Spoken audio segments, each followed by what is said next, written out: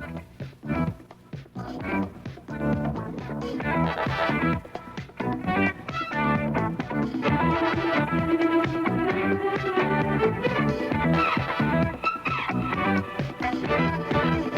Denver, this is All Night Live with Joey Reynolds and News with Paul McGregor. Now, here's Joey. Welcome to another edition of Get the Host. If you have been listening for the last half hour on 85 radio, which is KOA, 85 on the AM dial, then you've been listening to a marvelous lady. Her name is Madalyn Murray O'Hare. She's very bright. She has a lot of words. She's very opinionated and frighteningly so. Frighteningly so for me, because I'm the one who's experiencing this right now. I would like you to join us and to jump into this broadcast, and if you have a point of view that is different from Madalyn's, you sure can call us. If you have one that concurs with her, you can call us also. We like pro and con, and there's going to be a lot of that. She's very controversial. She's an atheist, and a self-confessed atheist, probably, as I read it, the first woman to really organize atheism in this country. And maybe I'm wrong about that. We'll find out in a second. But to my knowledge, she's the first. And the amazing thing is that she is a lady. And for a woman to get that far is pretty impressive. And there's a lot of other impressive things. She has a lot of good political views. And reading between the lines, I like that myself. I don't agree with her atheism, but that's all right. And I'm just the moderator, folks. 861-TALK is our phone number. Also, we have someone who is sitting next to Madalyn, who is, I haven't met him on radio. We haven't had him on radio yet. If you have been listening on radio, now you turn to television, now that we're simulcasting. We don't have an equal time law on this show, and we haven't been cutting you out, Steve. But Steve Sidorak, who is the executive director of the Council of Churches in Colorado for the whole state. Mm-hmm. Is that right, Steve? That's right. You are a minister. Right. Of what sect? What denomination? What denomination? United Methodist. Okay. Sect was right. Okay, what sect? Well, what's the difference between a denomination and a sect? These Ask words. Madalyn. All right, Madalyn, what's the difference? Well, I think that the word sect has been used to disparage people like Jim Jones, etc. But if we go into Christianity and use Christianity as a denomination of religion, which is really what it is, then all of them are sects. And the Roman Catholic is a sect, and the Methodist is a sect, etc. And they have no right to turn up their nose at poor old Jim Jones. What do you feel about Jim Jones, Steve? Are you well read on that subject?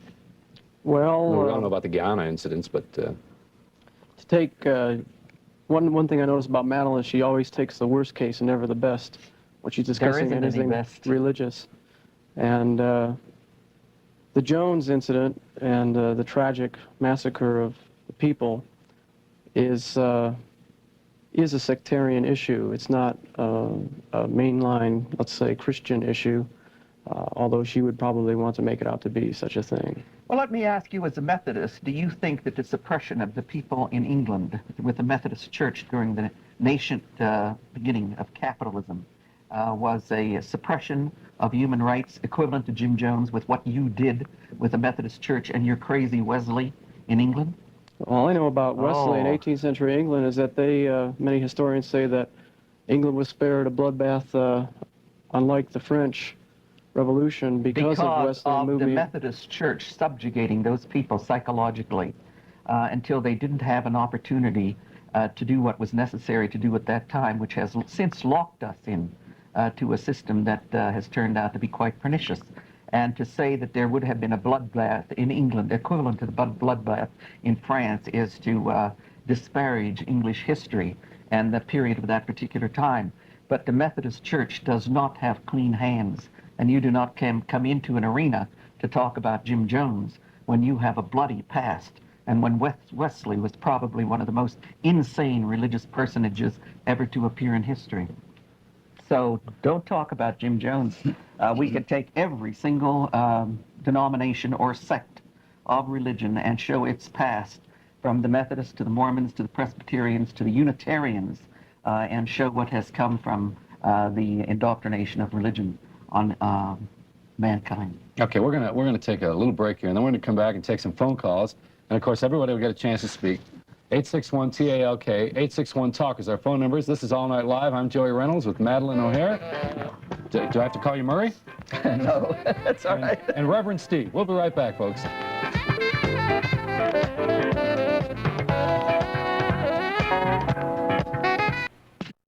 Madalyn Murray O'Hare is with us. We're going to get serious now. You can get on the phones. I know this is a very serious subject. And Reverend Steve Sidorak, who is our guest, he's from the Council of Churches, along with Madalyn Murray O'Hare. You can address either guest or both of them if you like. 861-TALK. We will take a call now from Minnesota.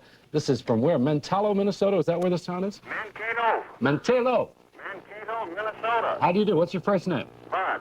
Hi, Bob. Yeah. Hey, Madalyn, it's a long time since I've talked to you. Go ahead. I have two observations that I have arrived at. I accept the Bible allegorically rather than literally. That's nice. That's one way to do it. And when I reduce those allegories to the primitive, or the primal, I arrive at the idea that the story of the Last Supper is the story of cannibalism. And I arrive at the idea that the story of the virgin birth, when it speaks of God the Father, is talking about incest. Well, that's one interpretation. And I think that all of these interpretations have come along, some of them seriously by some scholars, some of them those who scoff at a particular religion, such as you're striking here at the Roman Catholic religion. But everybody has their own interpretation of it, since the Bible can be interpreted by all hands to their best benefit or their own purpose. Yeah, the old Freud's pleasure principle. Well, it's good for that. The Song of Songs, which is Solomon's, you have the little book in hand and your woman and a bottle of wine, and you can go into a pornographic promo. Steve, what do you got to say about that? Give you a little chance here. Well, sacred scripture can be easily disparaged by anybody who so chooses. And I want to ask her a question about... Why do you say sacred scripture before you ask the question? Because what is sacred about this? Well, you're entitled to your opinions and I'm entitled to mine. You know that, being a lawyer in a free country. No, let me ask you, but you're appending this with the word sacred, and why do you do that? Joey, I'm going to ask for your help during the course of the interview, because you've noted I've not interrupted her once, and she already has interrupted me twice. Oh, well, as we go on, I'll interrupt you hundreds of times if you have nothing to say. And I would like to get back to this. Why do you say it's sacred? Do you think God wrote it?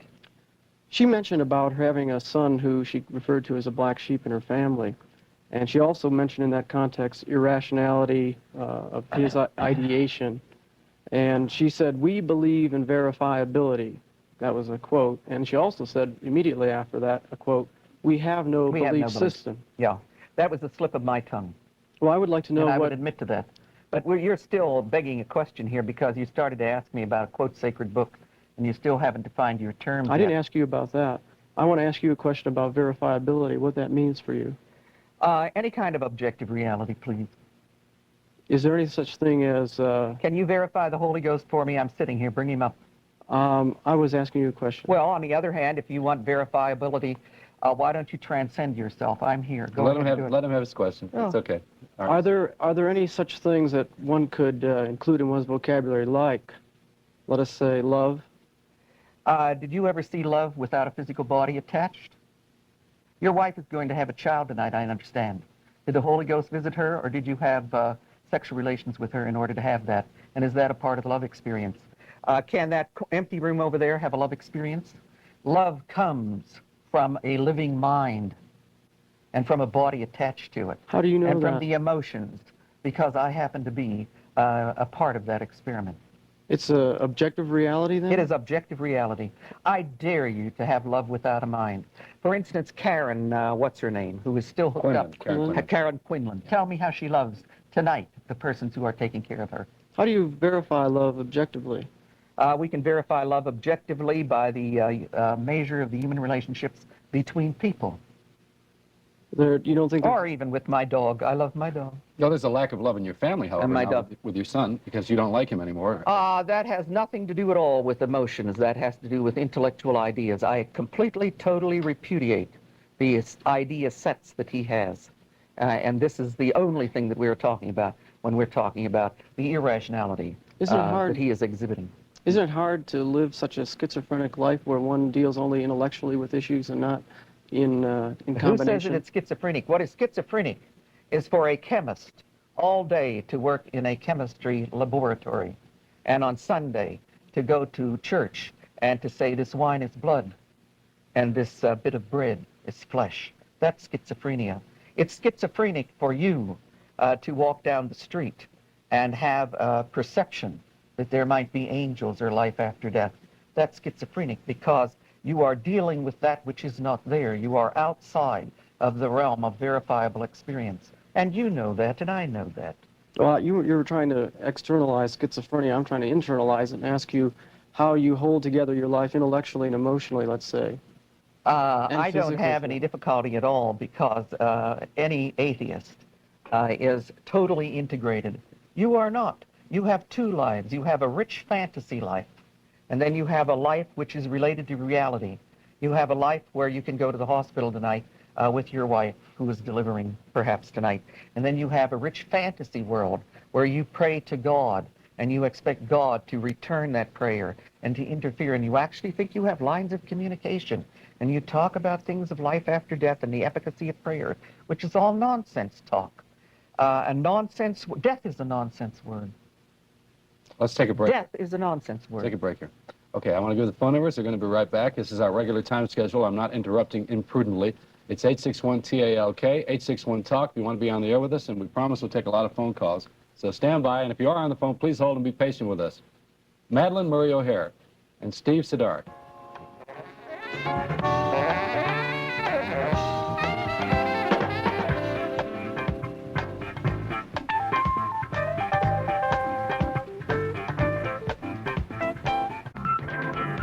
On All Night Live, we have one rule on this show. Don't talk unless you can improve silence. I'm Joey Reynolds. I don't know my own name. Joey Reynolds. Madalyn Murray O'Hare is here tonight. And Steve Sidorak from the Council of Churches. He's the Executive Director for Colorado. And we're going to take some calls now. To make this fair, I will push this button, which is line 4, and it's Colorado Springs. You're on the air on KOA. And with Madalyn Murray O'Hare and Reverend Stephen Sidorak, who is the Council of Churches representative. He's the Executive Director for the state of Colorado. And your phone participation is welcome at 861-TALK. We were in the middle of something before we were really interrupted by the cold weather news. Steve, do you have something to say on these? Can we pick up where we left off before? There were 3 questions asked Madalyn, and she answered them, and you may have something to say about them. Well, in her answer, she said one thing that really riled me, as it were. One thing I've noticed in her discussion is that she can't generalize, so she therefore will generalize. And she made a statement, a glaring generalization. Religion always supports the established order. What religion always supports the established order? In what ways? In what instances? Oh, you have to be kidding. Give me Surely in seminary school, you were taught some kind of history, and particularly the history of religion. And you know as well as I do that any time a particular state abandoned a particular god, that god failed. For instance, the Egyptian sun god Ra is no longer the god of Egypt, is he? Or the god Zeus is no longer the god of Greece, is he? And the same way here, of course, in the United States, Christianity is supported by tax dollars. As a matter of fact, you got $151 billion for social services for the churches to administrate. And I know that the Methodist Church had their finger in that gravy because I've written about the Methodist Church and how you have just recently, in trying to flim-flam old people with your homes for the aged, have had to refund millions of dollars to those people for taking money from them in a way that was unprincipled and you would say unchristian. So that constantly, yes, you are supported by the state. You are supported by tax exemption. You are supported by grants from the states. May I have some assistance? Ironically enough, you turn the... Why don't you turn to God for assistance instead of Joey? Maybe I should. Yeah. You turned it around. I asked you why you said religion always supported the established order, and you turned around and said the established order supports religion. That's right. You are in an unconstitutional marriage in the United States, and you keep up that marriage because this gives you the wherewithal. For instance, hundreds of millions of dollars worth of property from the federal government. You're not going to support the object of your the person from whom you get your largesse? Of course you are. Tax exemptions. You're going to support the object of those tax exemptions, etc. You do support the established order in America. You have never, at any time, been on the side of minority. Tell me when you came out for the black man. It was after the black man and the Brown decision that you jumped on the bandwagon. Tell me when you came out to get children out of coal mines. It was after the union movement. What, is this the They entire got council them of churches you're saying? No, the churches, it's the rather churches, global at this no, point. the churches, and particularly in America, support the established order. You didn't fight for the 40-hour week. You haven't fought for women's liberation. You didn't fight for the ERA. Tell me right now if the Methodist Church in America is coming out and saying that there should be no nuclear war, or are you in support of Reagan? Well, if you're in support of if you're against the nuclear war, what does the United Methodist Church say about nuclear war? You have been a voice of eternal abroad in the land. I haven't heard it. We have to take a break. And I'm very, very perceptive as to what goes on. Hold on, it's 1:12 Denver time, 303-861-TALK. This is All Night Live with Madalyn Murray O'Hare and with Reverend Stephen Sidorak from the Council of Churches from Colorado.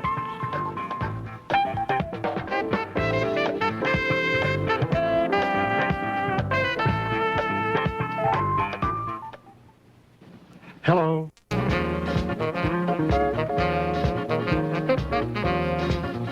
Steve, why do they put all of the religious shows on Sunday nights on radio and television? Why do they put them on at obscure times?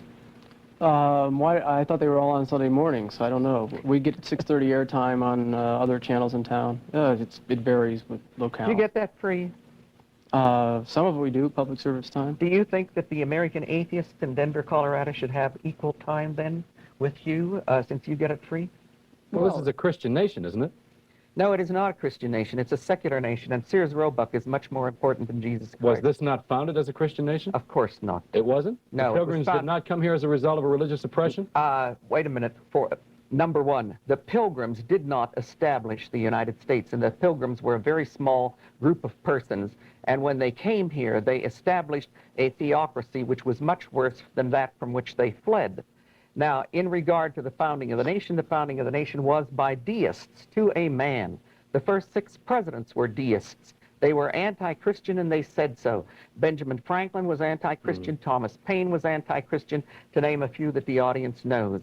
George Washington was anti-Christian. Colonel Ethan Allen was anti-Christian. They wrote books about it. Thomas Jefferson was anti-Christian. James Madison, do you believe in a higher power? Do you believe in computers are a pretty high power? Well, so it's a doorknob, but do you believe that something greater than you put you here? No, of course not. You don't. Well, how do you think you got here? You didn't ask. Oh, come on! You're asking a leading question. My mother and father were in bed one night, and that's how I got here. And how did they get here? Well, the question that you want to pose is from whence was life derived? And I think that we're finding the answer in laboratories all over the world. We are finding that from the inorganic came the organic. And I think that what we have to say is we do not know anything about, quote, a beginning or, quote, a continuum. What we must do is hold back on any kind of decision in relationship to this and say that we are ignorant of it until through astrophysics or biochemistry or space exploration, well, do you disavow the astronomy. spiritual side of life then? Is that it entirely? There is no spiritual side well, then you disavow it. You don't agree with that. You don't believe in it. You don't think it exists. There's nothing to disavow. If there is nothing there, you can't disavow it. Well, I'm here to tell you that I am spiritually in order, and I'm mentally in order and physically in order. Well, mentally and physically, I'll grant you. No, spiritual. I am. No. But you would have, let me ask you something. There was an experiment in England that was called, let me see, a Big Mad experiment. And in this, a group of social scientists went out and asked a group of atheists concerned with their life on the level of social science, and a group of religious persons. And the Big Mad theory was that belief in God made a difference. Do you think that your life would be any different if you did not have? Well, it was different without God. My life was different. I can say that. But let's involve Steve for a minute, because we've got him here, and we may as well ask. Do you have any questions you want to ask Steve? No, not really. Do you dislike him? I dislike what he represents. Yeah. Okay. All right. Well, Stephen, let me ask you a question, because Madalyn. Let me respond to that, Joe. Okay. Go ahead. I'm just curious how it is for you to live with such a hardened heart.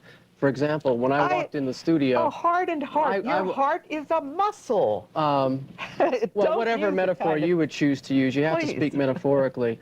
No, I don't. Well, whatever hostility you harbor towards me when I walked in the room and refused to shake my hand, because you referred to me without even knowing me as your enemy. I wonder what it's like to live with such hostility. Religion is the enemy of mankind. Am I your enemy? You are an enemy of mankind, and I am of that generic order, yes. You are the person who comes through with an idea concerned with fairy tales and expect people to order their lives in regard to your fairy tales. You have conceptualized a big God someplace, the great computer in the sky. Tolstoy said something about... Tolstoy was just as mad as he could possibly be. Tolstoy said something about, we all love humanity, but with human beings we can't stand. And you accuse Christians of being anti-human. You said... but your history shows well, human history shows that. No, Christian history shows the extraordinary animosity of Christianity. Would you not say that Christianity is exclusive, and would you not say that Christianity is a religion which reaches out and attempts to include other people in it, that it is intolerant of another belief, and that you attempt to proselytize your position and attempt to convert? Well, that's why Christ said we must transcend our old nature, because it's human nature that you were having an argument with. But the atheists don't convert. If you're a Christian, we don't want you on our side. It is human nature to begin with. This is why we No, it isn't human nature. And we're talking about an issue of human nature that I'm trying to address her on, and she refuses to be addressed on the issue. What is it like, personally, trying to be a human being? To be a human being who sees another human being because the way he or she is dressed, because immediately you stereotypically... Why do you use this bizarre clothing? Why do you use your bizarre clothing? No, here you are dressed in black because your mind is dead. Is this right?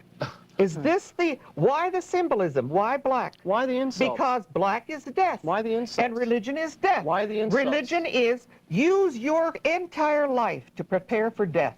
That's crazy. When you say to any woman out there, for instance, you must use your entire life now. All right, let's call the game for a second. In prayer, etc., in order to prepare for death. Got to take a break. Madalyn Murray O'Hare, Reverend Stephen Sidorak from the Council of Churches, and you at 861-TALK, all night live, 861-TALK.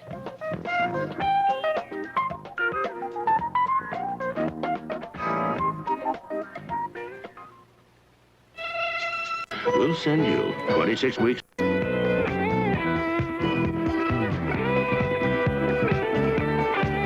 Radio 85, Channel 4 television. It's the nation's first simulcast, ladies and gentlemen, on radio and TV, on commercial television and radio. And it's teleradio is the word we've coined for it. Madalyn Murray O'Hare and Steve Sidorak from the Council of Churches in Colorado. And we're going to take a phone call from California now. It's 1:25 Denver time. So that makes it 12:25 California time, right? That's correct. Who are we speaking with, please? This is Sharon from Santanella, California. Hi, Sharon. You're on the air with us. Thank you. I want to ask Mrs. O'Hara why that she wants to take the Christian programs off of the television and off of the radio, plus taking Christmas carols and plays out of the schools. Well, I can talk about the schools first, because the first part of your question has to do with the false rumor that has been around the United States for a little over 7 years, concerned with a so-called petition that I have in front of the FCC when I have no petition. There has never been anything of that sort. I believe in freedom of speech, and that freedom of speech includes having religious idiots on the air. To answer the second part of your question, what was it? I've forgotten your second part. Why you want to take... schools. Yes. Because the schools are tax supported, and the schools should only be teaching secular subjects. And if you want a religious icing on the cake for your children, it's up to you and your church to teach your children the brand of religion that you want. It is not up to the public schools, which are predicated on the Constitution and the principle of church-state separation, to use tax money to teach a religion in the public schools. And I think as you think it over, you will be aware that that is the proper course to take. Okay, we're going to take another call from Denver now. Denver, you're on the air on KOA with Joey Reynolds. Yes, I want to address this two questions to Madam O'Hare. Madalyn O'Hare. Madalyn O'Hare. Oh, that's all right. You can call me Madam. Okay. In any case, what I wanted to say is first, let me say that I'm a pantheist. In other words, I don't accept any organized religion, but I do see a higher consciousness as represented in nature. I recognize what a pantheist is, but thank you for the definition for the audience. I'm not defining it for you, I'm defining it for the listeners who many times would not know what a pantheist was. The first question I'd like to ask is, I heard not too long ago that to say that life on this planet is an accident, which is what you're saying pretty much, is like saying that you could roll the dice 66 million times and come up with a 6 every time. Now that's the kind of coincidence you're talking about. No, sir, we're not talking about that coincidence at all, and I expect that you would be good enough to go back and read a little bit of astronomy and read the theories that are prevalent right now and to which the scientific community gives some credence.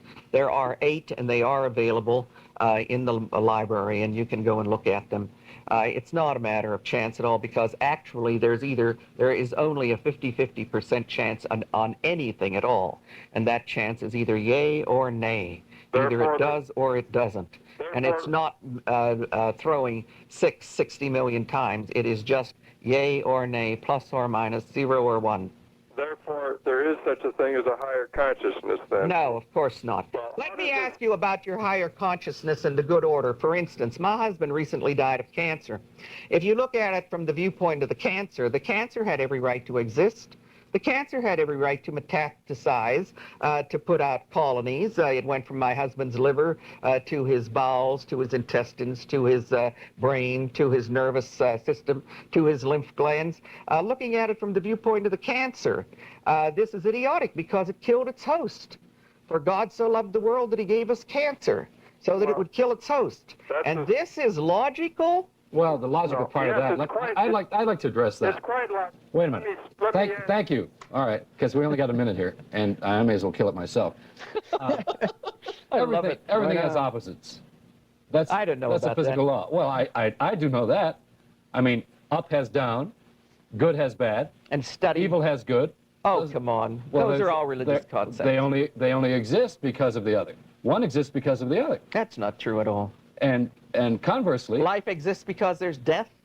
There would not be life without death, would there? I don't know about that. I have no idea. But I wouldn't go that far. I wouldn't go so far. We wouldn't accept life if they were not dead. No, because life is a continuum.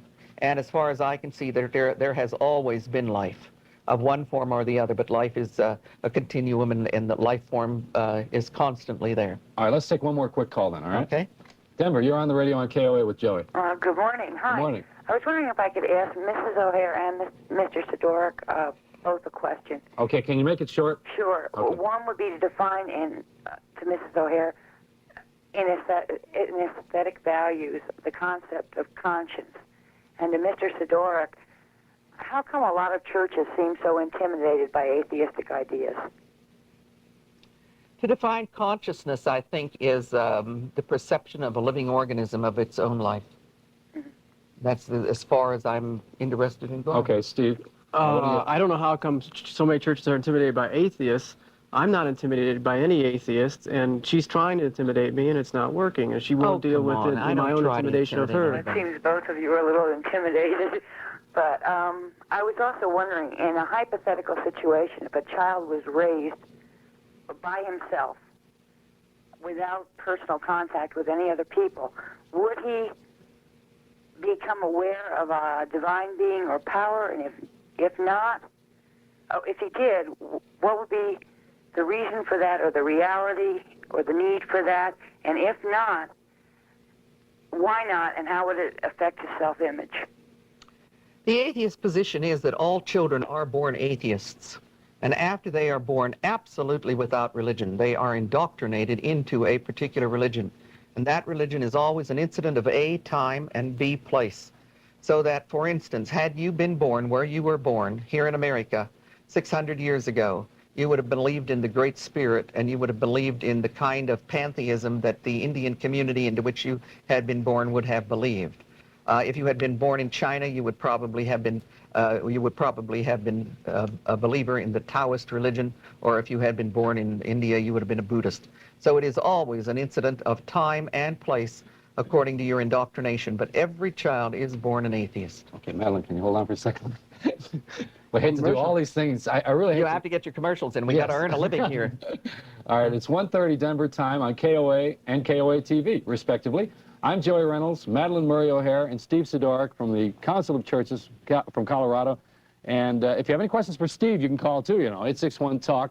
Now we're going to go to Rick. And I know that Rick Barber has some cold news, but it's hot in here, so don't worry about it. We're going to keep things real warm this morning, right? And it is cold outside. In fact, right now, the road who are listening to this show, and they're having to struggle because it's icy all over the place. It is. And I hope we entertain them. And you guys who have the CB sets, and you also listen to KOA for entertainment, or maybe you listen to the CB sets and you get information from us. I don't know how you do it. But please tell your fellow men about it. It's 85 on the dial. And if you're in the Denver area, you get us on TV. If you're driving your truck and you're watching us on TV, lots of luck, Charlie. There's a great new country song. It's my favorite country song. It's called I'm So Miserable Without You, It's Almost Like Having You Around. We're not going to play it, but it's just my favorite song. It's Madalyn Murray O'Hare we've got on the thing right now, and on your radio and on your television. It's an interesting program, isn't it, folks? It does get you riled up, and you do get hot. And you can dial us at 861-TALK. And Steve Sidorak, who is a Reverend Methodist, you're with the Council of Churches, and that's non-sectarian, right? Right. It's 10 Protestant denominations plus the Roman Catholic Church. That's a sectarian. It's Christian, as opposed to Jew, as opposed to Muslim, as opposed to Hindu, as opposed. Is there a society that melts everybody together? Is what? That melts the Christians with the Jew, with the... Well, she's ready to melt everybody together. She's a lumper. What? Everything gets lumped together. No, well, she's an atheist, Steve. If this is your only defense, you may as well not make it. No. Aristotle once said, a philosophy consists of the art in drawing distinctions. And whenever you try to draw a distinction with you, let's talk about Aristotle a little bit, because he was also crazy, wasn't he? What did he have to say about women? What did he have to say about slavery? What did he have to say about homosexuality? How dare you bring him up? We're in the 1980s. Madalyn, and we're way past Well, you were Aristotle. talking about Ra in Egypt. I thought I could at least go to Aristotle. According to you, everybody's crazy. I haven't heard one positive thing from you. Well, actually, I feel that the religious community is operating in fairy tale land, and I quite frequently, someone will say, oh, you must believe in something. All right, wait. All right, wait just 1 second. In today's paper, today's Rocky Mountain News, on the front page, there was a black man in bed. Cover story, photo of him in bed. He had an accident. I can't explain what happened except he was shot by a policewoman. I don't know the whole story on it. I don't want to take a side with it. But he is paralyzed. And he said if it were not for his Bible and the comfort he received from that, he would not be able to go on. Now, where does that come from? Let me ask you a question back, because I see this constantly. There's an airplane crash. 214 people die. One person is saved.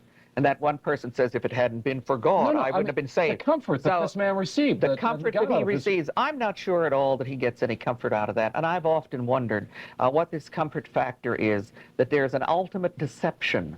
And that ultimate deception is supposed to be comfortable to a person. For instance, if my husband had lied to me our entire marriage life, do you think that I would be comfortable if I found out that this was a lie? Of course I wouldn't have been comfortable.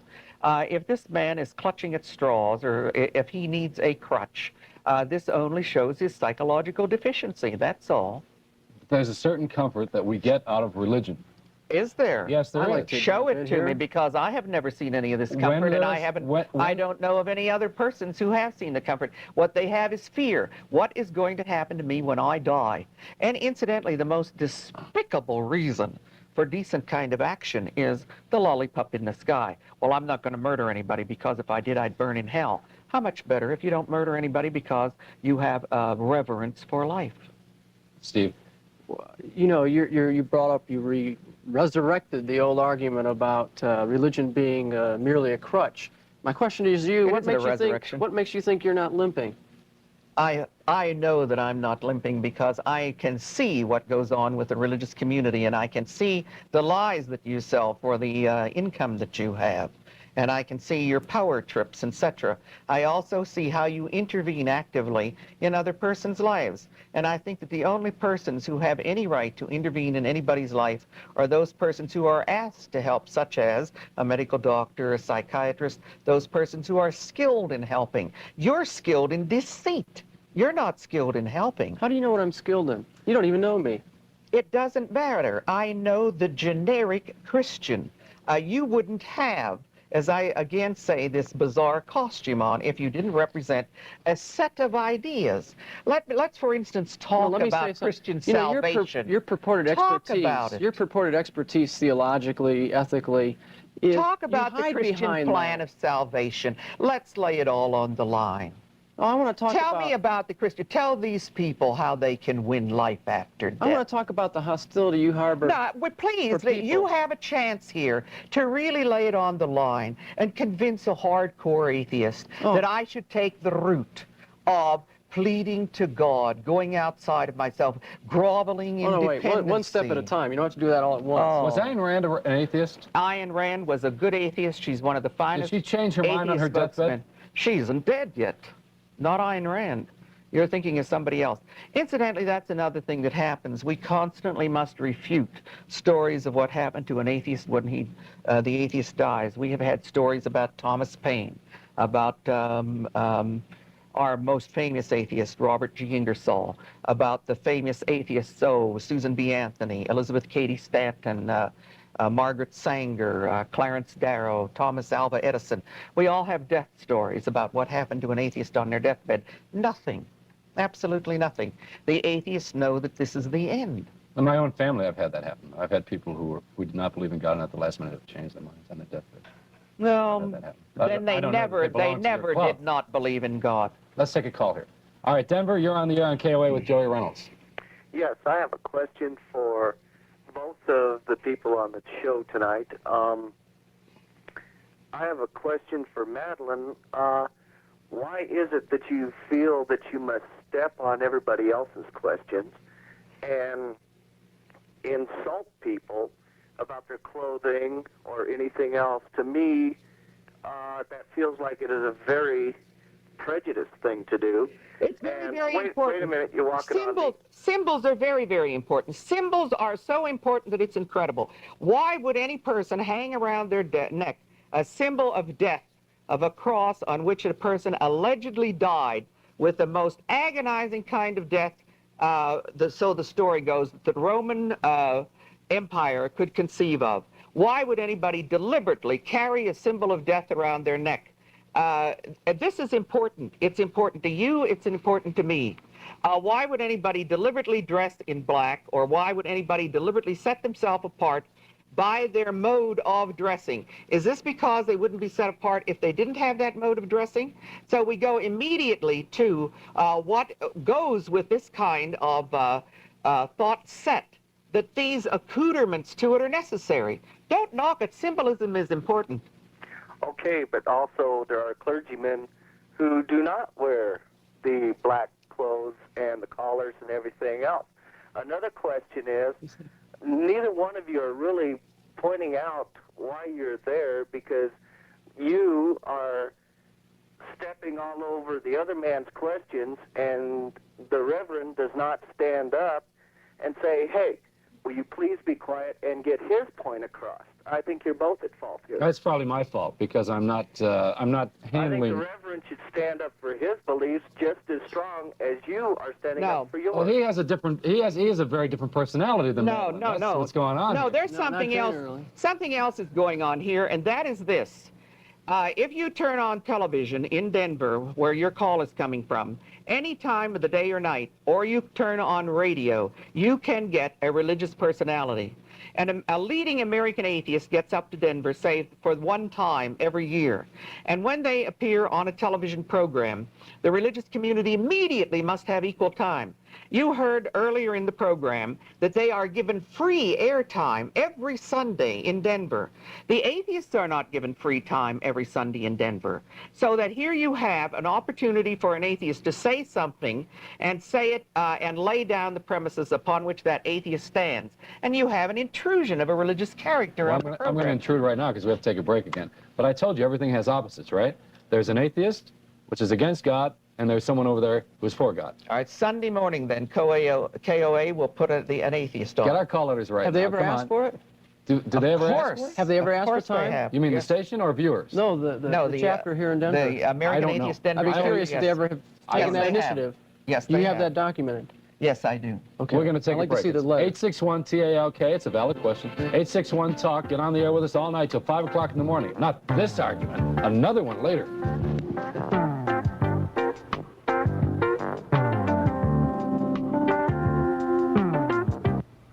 Hello. Reverend Stephen Sidorak is here, ladies and gentlemen, and Madalyn O'Hare, and I'm Joey Reynolds, and we're having a discussion this morning that's going all over the place. 861-TALK, but that's the way it is, you know, when we have an open forum, and that's what we are having. It's a point of view. Mrs. O'Hare does have a point of view, and I read her bio this morning, and when I first heard the word atheist, I got turned off, because I don't like that word. I don't Why? I don't Why? know, because it's a negative word. It is not a negative word. It means free from theism. Just like independent is not a negative word, it means free from dependency. I don't It like all the word depends on what you conservatism put in either. it. Conservatism is another word. There's certain words that are, you talk about symbols. Images and symbols are important. That's right. You're right. And certain And images. the religious community has worked long and hard to put a very negative aspect on atheism. Well, that part Steve's going to talk about right now. Yeah. All right, Steve, what were you going to say? Earlier on, you accused Christians, and I think you said by extension the Christian church, of being anti-human. And you yourself mentioned the matter of nuclear war and Reagan. I'm just curious why we're not hearing loud and clear from all the chapters of American atheists You are. They're not freezing giving the time arms on television. race, freezing the arms race, reversing the arms If race, they see were what given parity looks time like. on Sunday morning on my television, question? they would say this. I would like to hear you hold forth on why nuclear war is wrong, evil, immoral. What categories can you even say to describe the possession of nuclear? Self-destructive. It's self-destructive. Yeah.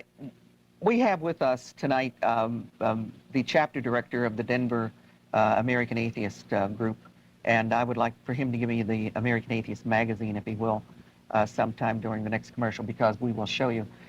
We put out an American Atheist magazine every month. One of the themes that we stress in this is the need to have complete and immediate disarmament of all countries yesterday, and the absolute destruction of all nuclear devices, and a negotiation between all nations at every level, and a complete outlawing of war. And we have been saying that for 23 years, and I haven't heard that from the Methodist Church for 23 years. Well, it's been in there all along. Oh, sure it has. That's why I heard it. On what grounds? Let me ask because you, for instance, no, I have if the the, floor. if the Pope, Just because it's self-destructive nuclear war, therefore it needs to be outlawed. You know, any war.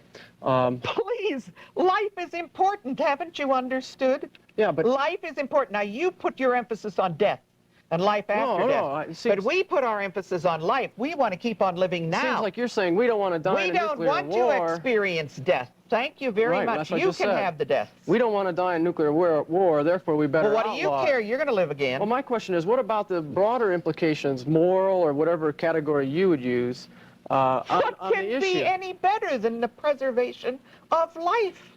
Nothing else is needed. But aren't there subtleties to the moral argument? Oh, my God, young man. Surely you're not positing that there must be a moral persuasion of Reagan to stop the war. Just the fact that it is detrimental to life is enough. You don't need anything any more than that. But once again, we get back. Why did you just say, why did you just now say, oh my God? Because it hacks the Christians. I use it all the time. Hold on, let's take a caller. Wait a minute. Colorado Springs, you're on the air on KOA. Okay. Welcome to Hack a Christian. Okay. First, I'd like to ask Miss O'Hare to define the word atheism. An atheist is simply a person who is free from theism. Only that and nothing more. Absolutely nothing more. Okay. Earlier in the program, I heard you say that an atheist has no belief in anything. No belief systems. Okay, well then, that's just totally ironic, because if you don't believe in any system, you're believing that you don't believe in any system. So you now, would you go and look up in the dictionary the word belief? And you will see that it is an unfounded proposition not supported by reason or arguments or even by observation. A belief is something that you accept on faith. And we don't accept anything at any level on faith. That's your definition. You see. Oh, come on, it's like the student in England at Oxford or Cambridge, A.J. Eyre was holding forth on logical positivism, and he said there is no such thing as a metaphysical statement. And one of the bright young lads in Oxford or Cambridge stood up and said, "Well, Mr. Eyre, that in and of itself is a metaphysical statement." Well, naturally, a bright young lad did. Let him answer. But Eyre is probably one of the finest minds in the world. This guy here is a very quiet guy. He's polite. He's not quiet. Okay, he's polite. He's easygoing. Let him say something, okay? He doesn't have anything to say. It's the same old thing that they've been saying for 1,600 years. Oh, no, I think we have a lot of things to say, but we get all this free time, so I don't want to say it. We got 1 minute, Steve. I want to hear the positive, we got 1 minute the positive program. Well, let me show you. This is the American Atheist magazine. I'll hold it up. And every single issue, we have at least 2 pages in here, at least 2 pages, having to do with nuclear disarmament, nuclear war. In this one, we have Mark Twain, who's an atheist, and the very famous war prayer that Mark Twain put out. And month after month, we reach out to the fact that dead atheists are dead atheists, and there is no life after death. Therefore, it's important for all people to stay alive and to experience life. Do you see the interrelationships of the arms race as it's already killing the poor? I mean, is that a moral subtlety at all? A moral subtlety in the poor, you would posit as that. I don't see you out in the slums helping them. How do you know what I do? Because I know the Methodist Church. Incidentally, one of the things that I put out was a book titled Freedom Under Siege, in which I looked at the Methodist Church and where you put your money. Let me tell you about the Methodist Church, because I know about you. Up until the time that Dow Chemical Company stopped producing napalm, the Methodist Church had more stock in Dow Chemical Company than any other company. Any other one. You were buying that so that napalm could be produced to dump on to Vietnam. Then just when Dow quit manufacturing napalm, the Methodist Church came out with a pronouncement from its central whatever and said, we are herewith selling all of our stock in Dow because they were producing napalm. You talk about hypocrites. Of course, the Methodist Church has a cap on it that will never get off. Of course, we can't believe that unless we see that and have it documented right in front of us. I've got it because you can say that. Do you have it right here? No, but I have my book, Freedom Under Siege. I'm willing to send you a copy. Well, how do we know that you got 2 minutes to produce it, because we're going to take a break. It's 7 minutes until 2 o'clock in the morning on Denver's KOA and KOA TV Channel 4. Denver time, of course. Our phone number is 861-TALK with Madalyn Murray O'Hare and Steve Sidorak. I always forget Steve's name. Getting better at names, though, folks. Steve Sidorak is with the Council of Churches in Colorado. And we'll be right back in just a moment. We're going to take a break now.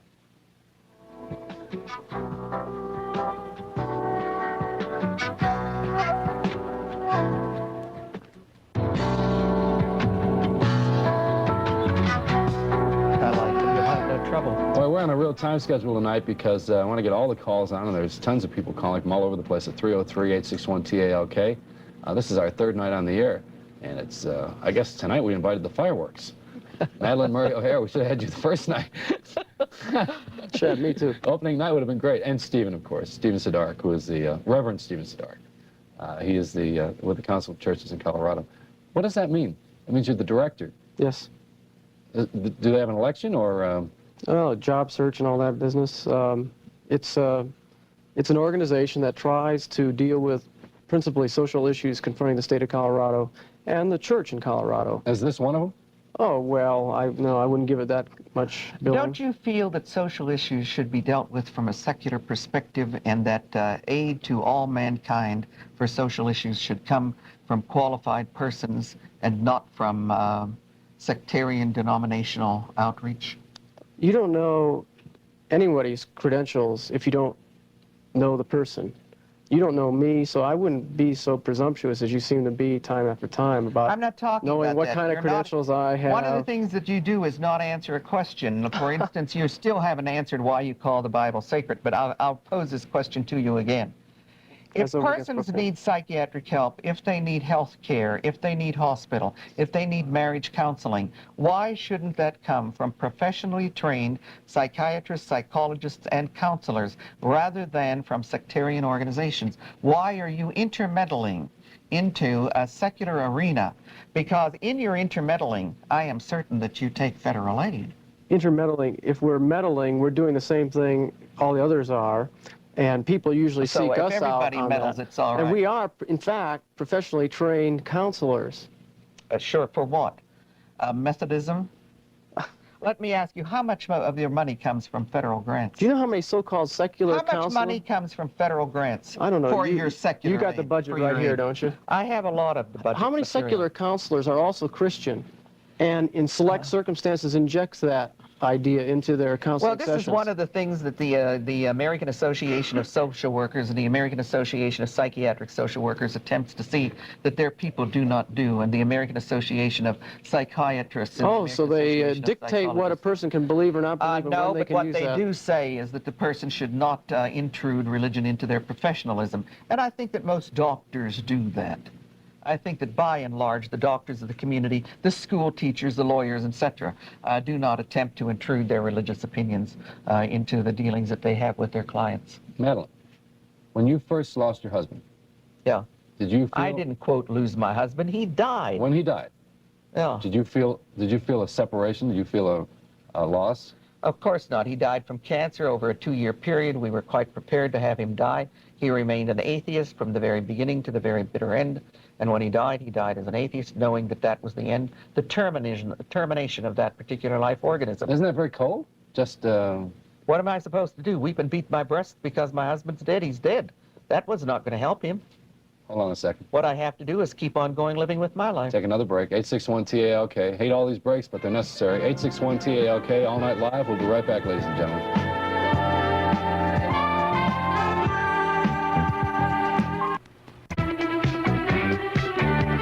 I want to talk about Madalyn Murray O'Hara's magazine called The American Atheist, which is this magazine, and it came in her bio today. Well, it didn't come today. I was reading it today. And I was reading this magazine, and over and above the fact that I'm not an atheist, for instance, I mean, this is going to look like a television commercial. Look at this magazine. Well, this is what I'm not. But I have a feeling that some of the things in here caught my eye, and I have a feeling that you might enjoy the political slant. Let me just say that it's not a left-handed slam. I feel that, and I wanted to say it on the air. Incidentally, we will be showing the address on the screen for both the Denver chapter and the American Atheist National Center. And anyone who wants a free sample copy of the magazine, I'll give it to them if they say they've seen me on the Joey Show. You don't have any baptisms, do you? No, we don't have baptisms. We don't have anything, and we do. Do you charge any money to join? Yeah, we have a fee for membership. And people who really believe in this probably support you quietly. And Yes, I'm saying that because I know you had a lot of persecution in Maryland. Well, we have a great number of what we call closet atheists, and one of the things that we are attempting to do is have atheists come out of the closet because they would be comfortable. Well, this doesn't mean that somebody who is not zealous about God is an atheist. Oh, no, nothing like that. But for instance, taking a statistical study, never in the history of America have any of the churches been able to get even 50% of the people into churches. So that 50% of the people are unchurched, and I would never say that those 50% that do not go to church or have never gone to church are atheists, because they are not. Quite frequently, an atheist will go to church because of religious or social reasons, or because they feel that their children must be seen leaving the house on Sunday morning, since everybody else in the community is going. So that quite frequently, the atheists or agnostics will be in the churches. The sociological departments of most of the major universities, in particular the University of California, say that 24 to 26% of the population is either agnostic or atheist. What's agnostic? A gutless atheist. Shouldn't ask. An in-closet atheist. You notice this is a real switch, because now you're getting your equal time, and Steve doesn't want any. Steve Sidorak with the Council of Churches has no phone numbers. He has nothing. Well, he's in the phone book. We have a phone number, 832-9309 in Denver. What's that? The Colorado Council of Churches. He's also in the phone book. Why would someone call the Council of Churches? Oh, for all kinds of assistance that we provide. People, much like the Holy Ghost Catholic Church, we can refer people on a cold night to where they go. And They're incidentally, I guess this gentleman's house is open, he said, And if he would be willing to give his address on the air... oh, no, I wouldn't permit that. I would not permit an atheist to give their address in the air. Well, that's probably true, but he told me his house was open if people were, the street people needed a place to find warmth and well, if they do, shelter. they can dial an atheist, which is 692-9395. We do have a dial an atheist in Denver, area code 303-692-9395. And we never... See, this is the difference. You can give the address of your home.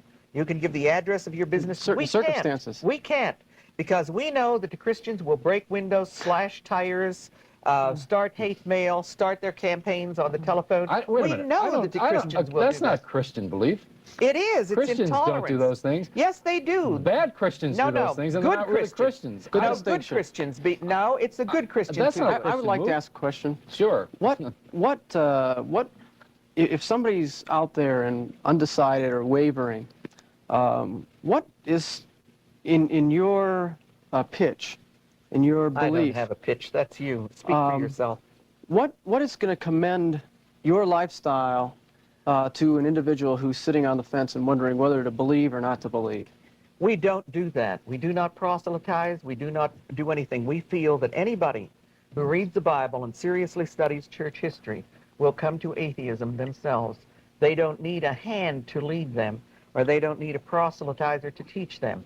After they come to that position, we ask them to get in touch with us, because we have a whole series of church-state separation legal cases which we are fighting, which will put the churches where they belong on a self-support basis, rather than the churches sucking off the tax tit. I didn't ask you, what if you proselytize or not. I asked you what commends to another individual an atheistic lifestyle. Well, the atheistic lifestyle is a lifestyle of independence, not dependence. It's a lifestyle of freedom, not bondage. It is a lifestyle without sin, without guilt, without fear. It's a lifestyle where we can, for instance, not be murderers simply because we understand the value of life, instead of not being murderers because we would be damned in hell if we were murderers. So it's an entirely different thing. Well, aside from your last comment, I would think you're describing my lifestyle, too. No, no way. Well, you say that. Yes, Do you pray? What do you pray for? That's none of your business. Why would you nag God? Don't you think that God has his ideas for you? At this point, I'm praying that you guys. I'm praying that you guys wrap it up for a minute, because you got to take a commercial. It's 2:15. I'll pray for both of you.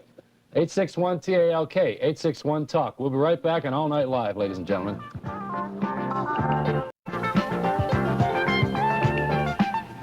Christianity and the Art of RV Maintenance continues now at 861-TALK. I thought I'd throw it in there, folks, just a little lightness. We'll go to the phones, because there's people who are patiently chewing the phone. Let me on. I can't wait to get her. Let me go.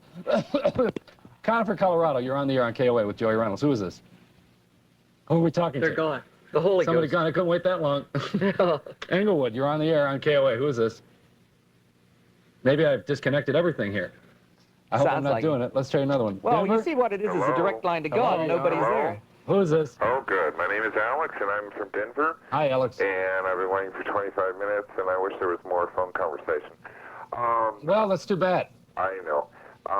First of all, I'd like to say I'm a social worker, and if I conducted any conferences with the clarity that Miss O'Hara has conducted herself, it would not be very professional. To begin with, I think it's very unfair of her to lash out at the minister because he's Methodist. He represents an association. That's a very cheap trick to go below the belt and not represent for what he is there for. Believe me, I'd never go below the belt. Please don't interrupt me. Could I please have that professional courtesy? I feel that your tactics are very below the belt. If you're going to discuss a matter such as religion or anything else, you should give each person the time allotted. If you ever took debate in high school, you would have learned that, or even junior high. So I feel that the questions I have now, if I could have the time, I don't want to be interrupted on that. Nazism, a voice from heaven. communism, I don't know whether they were atheists or not, but they certainly did not represent the Christian banner.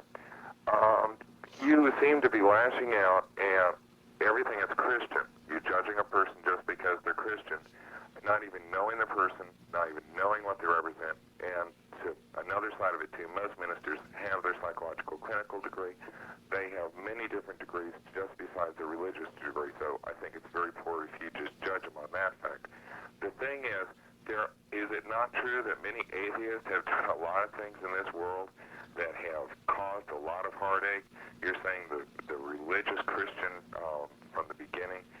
a lot of bloodshed. Is there not a lot of bloodshed that was caused by people that were atheists, not because they were atheists that caused it, but because during that time that they were atheists? Do you deny that? Well, I can't imagine what reference you have. For instance, thinking over the history of the United States and those persons who were atheists, they were, by and large, persons who were concerned with ameliorating the human condition. These were, and I've mentioned them before, Susan B. Anthony, or Elizabeth Cady Stanton, or Florence Nightingale, or Thomas Alva Edison, or just down the line, these people who feel that it's necessary to improve the quality of life. Well, what was your question? My question is it not true? That's great with quality of life, and you're mentioning 5 or 6 great What was things. your question? The question is it not true that atheists, these forms of government, that just because somebody's not Christian, does it mean that because they're atheists that there was not bloodshed? What's your... Well, I can give you an answer. Christianity has the all-time record for more persons killed, mutilated, tortured, put in prison than any other philosophy of life in the whole total history of the world, which is approximately 10,000 years. What about Christianity nations? holds What the about whole nations? I don't know about it. I don't know about Take the a break. nations. Thank you, Alan. Call us again. It's 861-TALK. Madalyn Murray O'Hare, very fine Irish lady, and from the Council of Churches. Steve will take calls too at 861-TALK. We got to run. We'll be right back, though. Promise you.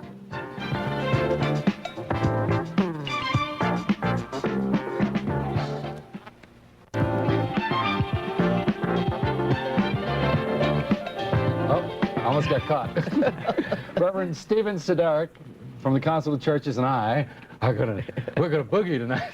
We have a little punk band coming in here in a little while, local. Actually, they're from St. Louis. They're going to be entertaining us for a little. We always have a little entertainment to break this up. Madalyn Murray O'Hare, who's going to sing a couple of her newest songs.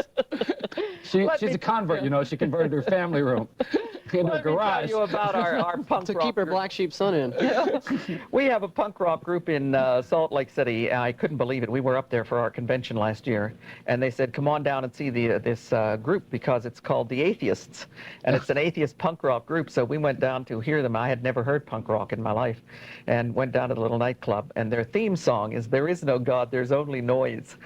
And believe me, it was noisy.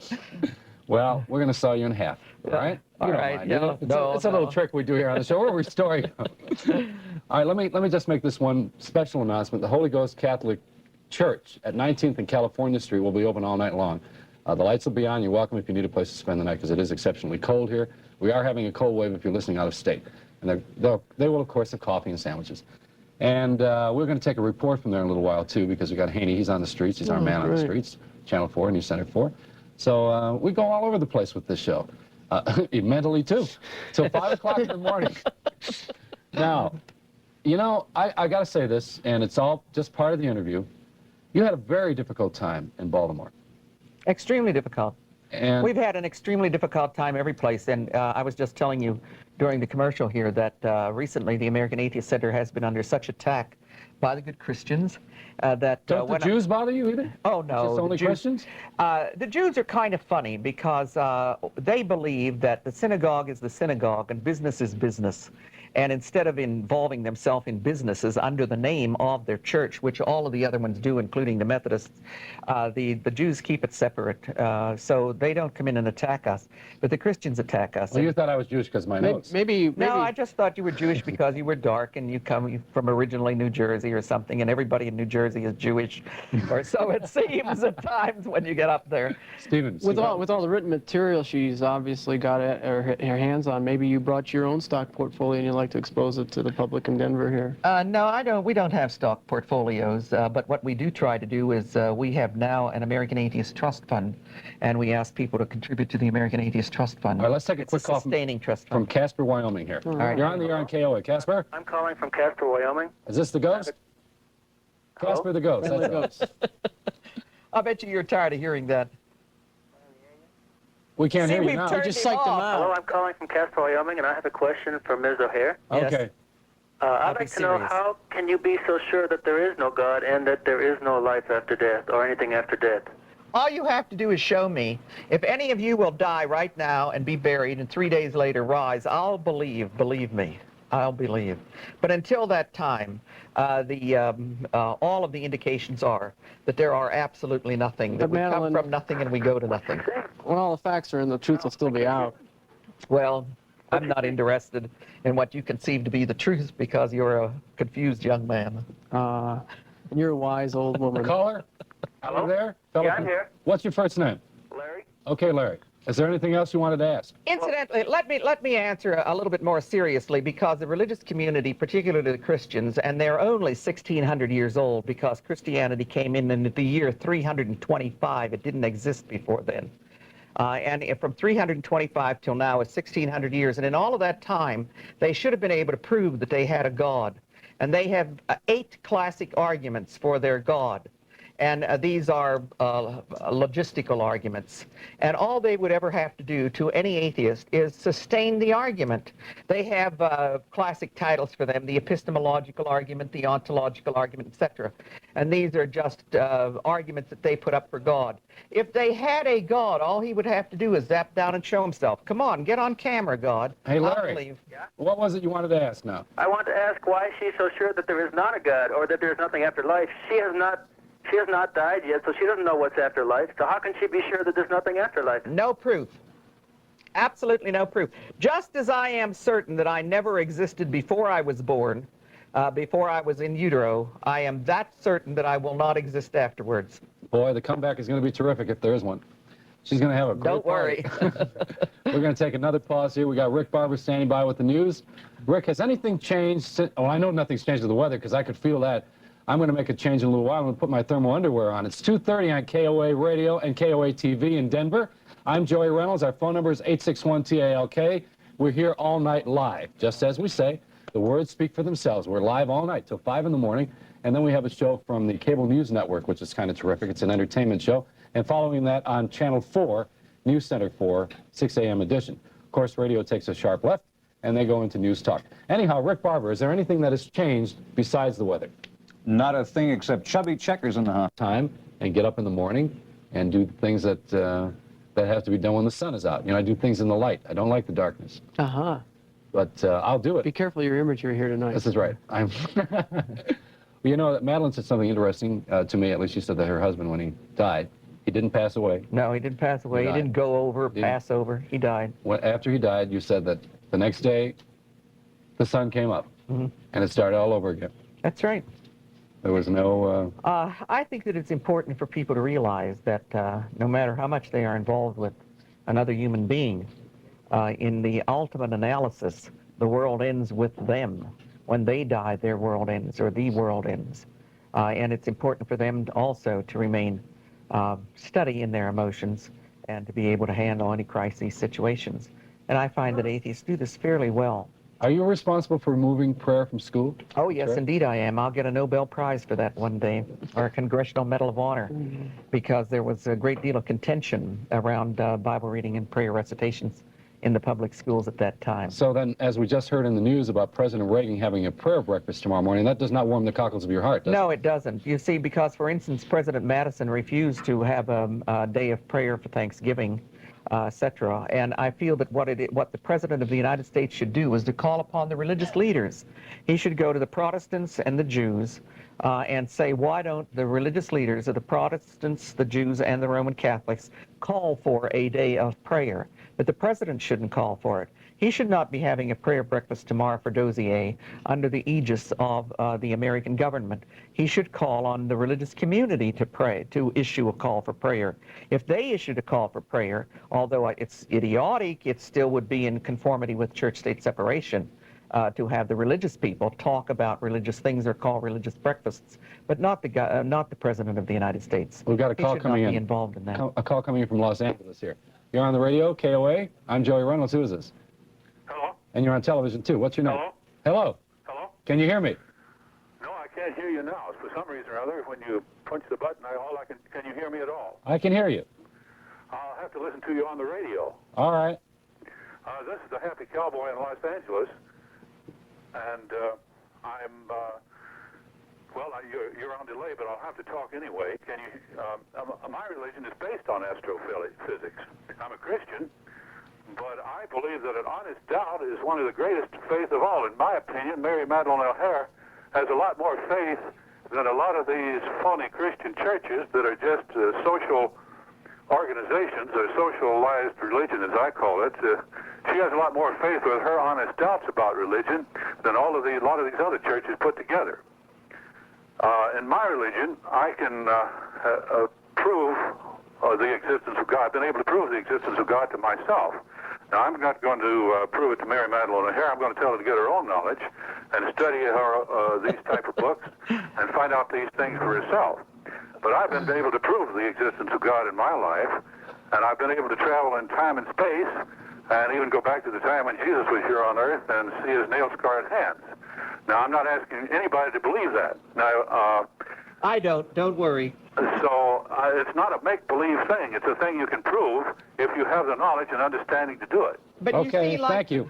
Also, like the name He's waiting for your answer. That's why I cut him. I know, but when you first introduced yourself, you said the happy cowboy, which sets you apart immediately from other people. And since you have these fantasies, you are able to set yourself apart from other people. It's pretty much like those persons who believe in glossolalia or who practice glossolalia. This is instant success or instant fame without putting anything into it.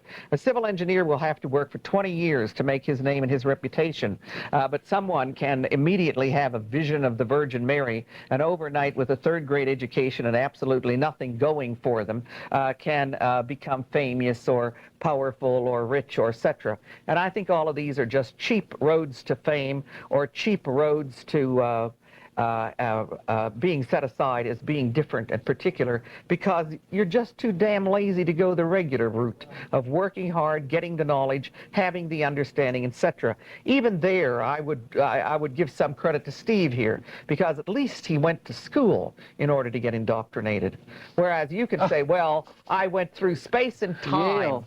I went through space and time, and I saw the nails in the hands of Jesus. And it doesn't mean a thing. It just is fantasy, Bill. Reverend Stephen Sidorak from the Council of Churches of Colorado, ladies and gentlemen. Joey, I think there's a difference in the gentleman's call between, he talked about her honest doubt vis-a-vis religion, and I think he's just misguided there. She doesn't have honest doubt. She has repudiation in her mouth and anathema for all things religious. But that's coupled with a curious inconsistency in her own demeanor towards others who are of a religious persuasion. Namely, that there's a gross intolerance on her part as well, as she's claiming there is on the Christian part to the atheists. Let me ask you something. Do you feel that we should tolerate those persons who advocate war? No, I don't. All right, I can't tolerate anybody who advocates an anti-human position, and religion is anti-human. Let's take a call here. Absolutely, totally. Call here. All right, Denver, you're on KOA with Joey Reynolds, Madalyn, and Steve. Hello? Yes. I have a question for Miss O'Hare. Did you come from a Christian background? Yes. Presbyterian, Irish Presbyterian. That sort of throws you, doesn't it? Is that the end of it? I didn't hear her. I guess the callers can't hear us. Irish. Did I disconnect you? Irish Presbyterian. Okay? My father and mother belonged to the Presbyterian Church, and I came from an Irish Presbyterian background. I went classically to Sunday school, to church, to something on Wednesdays, and had a very, very fine education in religion. Where did you go wrong? Where did I go right? It was when I read the Bible from cover to cover one weekend, and How could you do one weekend. Anybody read the Bible in a weekend? Oh, Serious so scholarship. My goodness. Oh, does this mean, of course, then I never went back and looked at it? No, I can't. I can't conceive of anybody having that kind of a weekend. Anybody can even read Ulysses in one weekend. It's like Esalen. A weekend changed my life, you know. Did you read the Old and the New Testament in a weekend? Of course. Reading. I'm going to light candles in front of you now. Well, it's very, very easy. Anybody who's a reader can pick up the Bible and read it from cover to cover, and they can get an immediate oversight and impact. And then, of course, you go back and you finish your scholarship with it. I took courses in Old Testament, New Testament, Who were your professors comparative religion. I do not relate to that at all. Why? When someone says, I studied under, that doesn't mean a thing to me. The important thing is the amount of information you get, not the viewpoint of the person who is educating you. The significance of a great teacher is never to be denied. Well, I don't know of any great religious teachers from Yale. Let's take another call. Here we go. We're on again. KOA, you're on Englewood. Who is this? Hello. Yes, I'm interested in. What's your first name? Stan. Hi, Stan. Welcome to the show. Thank you. I've been waiting about 2 hours, but it's worth it. I'd like to confront Mrs. O'Hare on some very logical questions to prove that uncategorically that atheism is absolute ignorance and should not be bought off in a way in evidence of the facts that it is tolerable as something what you would call intelligent. First of all, I'd like to tell you why I say this. Well, please it's go very on with easy your babbling. to explain this if you give me a chance. Now, I have a friend of mine who I love dearly, okay, in the love of the Lord, all right? Now, he's an atheist. And one day he said, I can't see how you believe in God. And I said, well, I can't see how you don't believe in God. I said, well, what about life after death? And he says, well, I don't believe in life after death because I think you human beings like a light bulb. When you die, you go out, and that's it.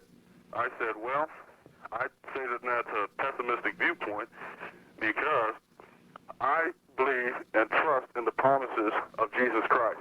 He who believes in me has eternal life. Okay?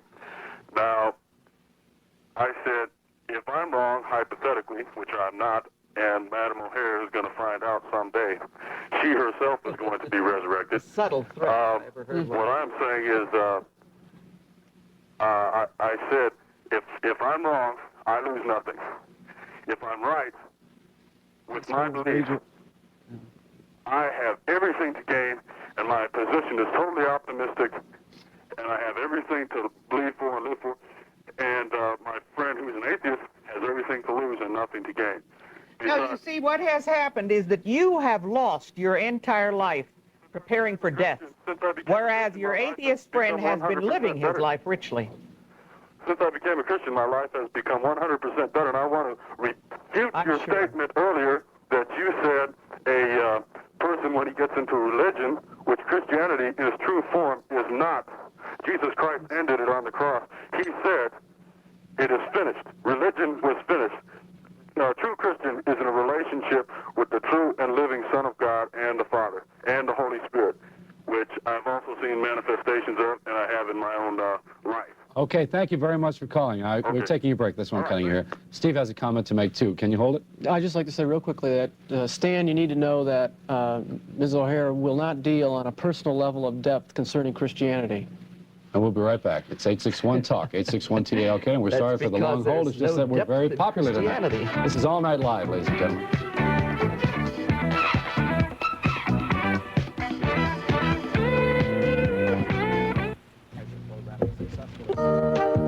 Like similar ideas found in progressive cities, but unique to Denver, the nonprofit Woman Wise Healthcare at 1829 High Street provides healthcare in an atmosphere conducive to patient education and patient choice. With women providing the healthcare for other women, there is not only mutual respect and understanding, but also an active voice in support of women helping themselves. Appointments can be made by calling 320-1020. It's working in Denver and Dallas, Atlanta, Chicago, D.C. Government said get involved, and Seattle got involved by forming a private industry council. They developed a training program for the building trades that's paying off for everyone. The training site is Seattle's old Morrison Hotel. Its renovation will mean low-rent housing for 248 residents and union apprenticeship opportunities for over 40 carpenters and painters. Private industry councils are working.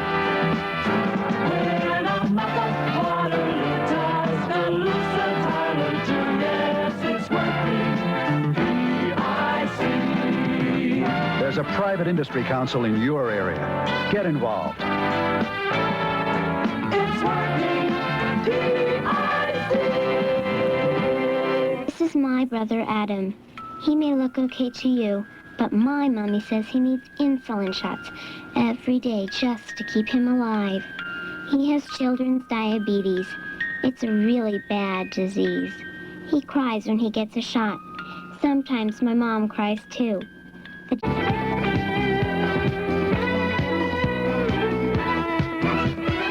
you go. Madalyn Murray O'Hare. Hi. Did you ever have a moment when you really felt that you should not be an atheist? Since I've become an atheist, no. Since I was about 9, 10, 11 years old. No regrets? Absolutely no regrets along the line. Have you ever met anybody who's almost convinced you that? Oh, no, not at all. As a matter of fact, atheism, like pregnancy, is irreversible. If you're pregnant, you're pregnant. If you're an atheist, you're atheist. You can't back up. Once you have abandoned all of that, it's just like male chauvinism. Once a woman gets a full view of women's liberation, she can't turn back and embrace male chauvinism again. It's an absolute one-way street. It's an absolute one-way street to lead from war, for instance, into peace. You can't back up and say, well, maybe we should have war sometimes or limited war. If you can perceive that war is detrimental to the human community, that's it, and you go on from there. Do you ever feel diabolical? Never at all. No? Do you feel that, do people accuse you of that? I am quite frequently accused of being possessed by the devil, or being Satan's agent, or being a witch, or having long tentacles into the so-called underworld, or being a manifestation of evil. Yes, this goes on all the time because the religious community has some pretty bizarre ideas. Well, you attribute most of the negative side to your program to the religious community, then. Well, let me tell you, what we do with we have 48 chapters in 26 states, and we're into all of the positive aspects of atheism, which are many. And the only time that we get into a negative discussion is when I'm asked to appear on a television show with a minister or something, and/or a minister wants to debate me, and I just charge a flat rate of $10,000, and I'll debate anybody who'll pay the rate. Yeah, I got a break tonight. Yeah. Steve, you got a break on I don't have to pay $10,000. Let's take another call here. All right, let's go to Longmont. You're on KOA Radio. I'm with Joey. I'm Joey Reynolds. You're with me. Hello. Good morning. You hear us? Hello? Hello, who is this? This is Louis from Longmont. Can you hear us, Louis? No, I can't, but I'll listen on the TV. Yeah, I don't think people on the telephones can hear us. Yeah, I can hear you now. Good. Welcome to the show, Louis. Hi. I just had a question for Madalyn right away and then a couple comments. You said that you read the Bible all the way through, right? When you made your decision on not becoming an atheist? Yes. Well, what did you see so wrong in it yourself that you turned so much against God, not believing him so totally, you know? Well, if you got 6 or 8 hours, I'll be glad to tell you. I think that the analysis of the Old Testament and the analysis of the New Testament has been made by just an extraordinary number of scholars now. And the fallacies, the make-believe in it, the inaccuracies, the sadomasochism, the brutalities, the ugliness, this is all absolutely evident. And you can pick it up and go from the first to the last. For instance, do you really believe, let me give you one from the Old Testament and one from the New Testament. Do you really believe that God hated everything that he created and therefore drowned every living thing, even your puppy dog, and only kept alive an old drunk and 8 of his relatives? Is that a loving God? She's speaking of Noah. That's the Old Testament. Okay, let's turn to the New Testament. Do you think that Jesus Christ is love-filled when he says, I come not to bring peace but the sword. I come to turn father against son and brother against brother. Yea, even unless ye hate your own self, you cannot come unto me. I would never ask anybody to hate their own selves in order to come unto me. And also, I am a mother, but I would not ask any of my children to die on a cross to save mankind. I don't even want them to die in El Salvador. I don't want your son to die in El Salvador. I don't want my son to die in El Salvador. Nobody needs to die any place. Okay, thanks. All of those things are very, very bad. Can I get a couple comments in here real quick? Go ahead. First, I'd like to congratulate the Reverend there. He's been pretty cool all through this and everything, and I'm proud of that because that shows a good faith right there that he doesn't lose his cool and somebody cutting him down like this. And for my last comment, I'd like to say, every Sunday in church, you know, while we're sitting in church celebrating and learning the Word of God, what do you atheists do? Do you sit over there and think of stuff to put down the church and to put down the Reverend? You know, that kind of bothers me a little bit. How old are you? Probably we're out cutting the grass. Wait a minute, how old are you? 19. 19 years old. Okay, thanks for calling. Thanks, Louis. Bye-bye. Take another call. Denver, you're on the radio on KOA with Joey Reynolds. Oh, yeah, okay. I'd like to ask Miss O'Hara, what year is it? Oh, no, not that old boy. Do you want the Chinese year? Wait, let me ask you, do you want the Chinese year? Do you want the Hebrew year? Do you want the Christian era year? Do you want the year that they use with the Muslims? Or what? You expect me to answer Anno Domino and say, therefore... Hey, that's okay. What I really want to say is, we all impose our values on each other. We all do. And you said you read the Bible. Where in the Bible does it say there is no God? What? Well, naturally, the Bible not only says that there is the Bible. Well, it's impossible to talk to you, isn't it? Now you know how it feels. No. Well, you see, he has nothing to say, though, and I have something to say. I do have something to say. All right. Because it does say there You better is no say it God. fast, because we're going. Okay, the fool in his heart says there is no God. They are corrupt. And do you know that Jesus Christ said that he who calls another a fool is in danger of hellfire? And you have just put yourself in danger of hellfire, son. Oh, wait a minute. If you believe the Bible, you have just put yourself in danger of hellfire. I have to cut you off because we're going to take a break, but thank you for calling.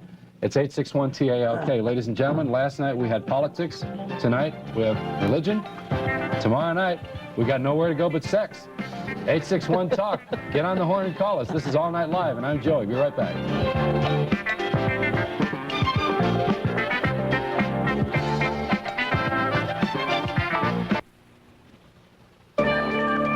What's going on in the entertainment industry?